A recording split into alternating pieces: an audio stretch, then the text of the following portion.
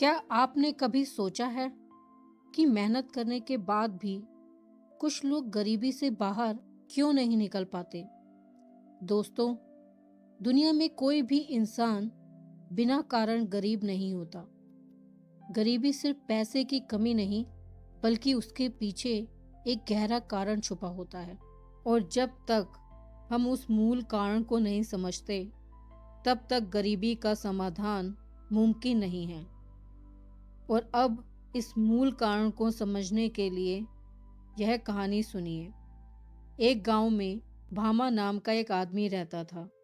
वह रोज मेहनत करता, कभी खेत में, कभी ईंट के भट्टे पर।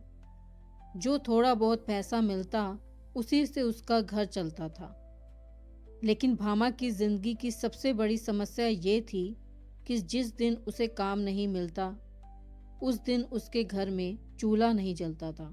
और ऐसा समय भी आया कि भामा को कहीं काम नहीं मिला। वह अपने भूखे बच्चों को देखकर फूट फूट कर रोने लगा। उसने भगवान से कहा, मैं बेईमान भी नहीं हूँ और मैं मेहनत भी करता हूँ, फिर भी मेरे साथ ही ऐसा क्यों? तब उसकी पत्नी ने भामा को भगवत गीता दी और कहा कि भगवत गीता को पढ़कर उसे उसके सारे जवाब मिल जाएंगे।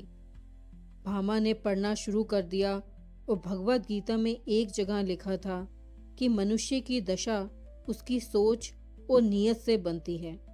उस रात भामा ने खुद से 2 सवाल पूछे।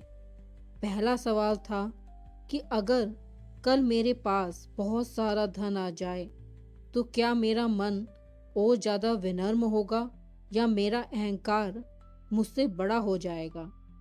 और दूसरा सवाल था कि क्या मैं दुनिया को साबित करना चाहता हूँ कि मैं भी किसी से कम नहीं हूँ?